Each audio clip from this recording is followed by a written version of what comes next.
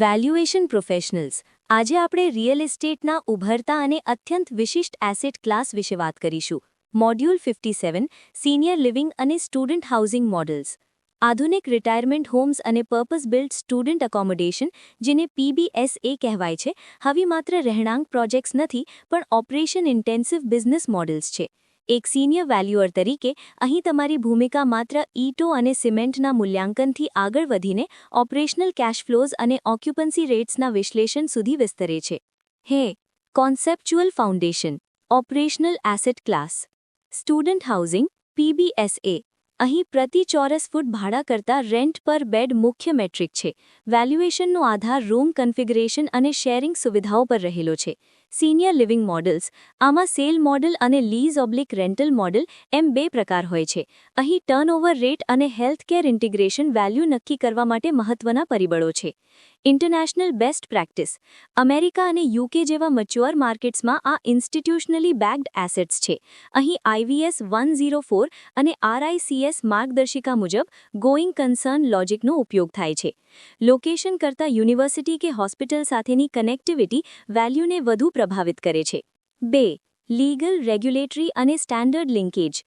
Indian lose. જો units વેચવાના હોય તો રેરા અને નિવાસીઓના અધિકારો માટે સિનિયર સિટીઝન્સ એક્ટ 2007નું પાલન અનિવાર્ય છે. રેઝિડેન્શિયલ જમીન પર ઇન્સ્ટિટ્યુશનલ વપરાશ માટેના મ્યુનિસિપલ નિયમો તપાસવા જરૂરી છે. ઇન્ટરનેશનલ સ્ટેન્ડર્ડ્સ. IVS 200 મુજબ આ વ્યવસાય આધારિત રિયલ એસ્ટેટ છે. બિલ્ડિંગમાં જો યુનિવર્સલ ડિઝાઇન ધોરણો ન હોય, જેમ કે રેમ્પ્સ અને વાઇડ લિફ્ટ, તો વેલ્યુમાં મોટો ઘટાડો ગણવો પડે છે. RICS રેડ બુક સ્પષ્ટ કરે છે કે મેનેજમેન્ટ અગ્રીમેન્ટની શરતો પ્રોજેક્ટના મૂલ્ય પર સીધી અસર કરે છે. 3. માર્કેટ ઇન્ટેલિજન્સ અને researcher traps. Demographic analysis. Student housing માટે નજીકની કોલેજોના એડમિશન ટ્રેન્ડ અને સિનિયર લિવિંગ માટે તે વિસ્તારની એજિંગ પોપ્યુલેશનનો અભ્યાસ પાયાની જરૂરિયાત છે. Researcher trap. સામાન્ય અપાર્ટમેન્ટના ભાડાના આધારે વેલ્યુએશન કરવું એ મોટી ભૂલ છે. આ એસેટ્સમાં સર્વિસ કમ્પોનન્ટના કારણે ભાડા 20થી 40% ઊંચા હોઈ શકે છે. Behavioural bias. સોશિયલ સ્ટિગ્માને કારણે સિનિયર લિવિંગની વેલ્યુ ઓછી આંકવી એ ભૂલ છે. આધુનિક લાઇફસ્ટાઇલ હોમ્સ માર્કેટમાં પ્રીમિયમ મેળવે છે. મેન્ટેનન્સ ખર્ચને ઓછો આંકવો જોખમી છે, કારણ કે અહીં વેર એન્ડ ટેર વધુ હોય છે. 4. ફાઇનાન્શિયલ લોજિક અને સ્ટ્રેસ ટેસ્ટિંગ. અઝમ્પશન્સ. ઓક્યુપન્સી વેલોસિટી અને ચર્ન રેટ સૌથી મહત્વના અંદાજો છે. સેન્સિટિવિટી. જો યુનિવર્સિટી ઓનલાઇન ક્લાસ શરૂ કરે તો આવક પર શું અસર થશે, તેનું સ્ટ્રેસ ટેસ્ટિંગ રિપોર્ટમાં હોવું જોઈએ. ડિફેન્સિબિલિટી. ઓડિટ માટે તમારે તમારા પડોશી કોમ્પિટિટિવ સેટના ડેટા સાથે તમારો રેન્ટલ લોજિક સાબિત કરવો પડશે. હંમેશા નેટ ઓપરેટિંગ ઇન્કમને કેપિટલાઇઝ કરો, ગ્રોસ રેવન્યુને નહીં. 5. વેલ્યુએશન જજમેન્ટ અને practical scenario. Stabilized occupancy. Technically 100% occupancy ગણી શકાય, પણ પ્રોફેશનલી 85થી 90% જ ગણવી જોઈએ, કારણ કે સેમેસ્ટર બ્રેક અને સિનિયર એટ્રેશન અનિવાર્ય છે. સિનારિયો.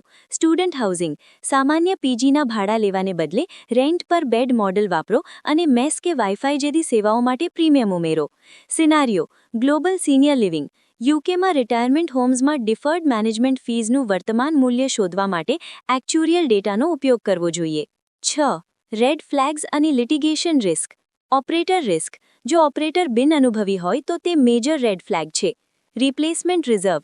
જો તમે ફર્નિચર અને સાધનો બદલવાની રકમ બાદ ન કરી હોય તો ઓડિટમાં રિપોર્ટ રિજેક્ટ થશે. Litigation warning.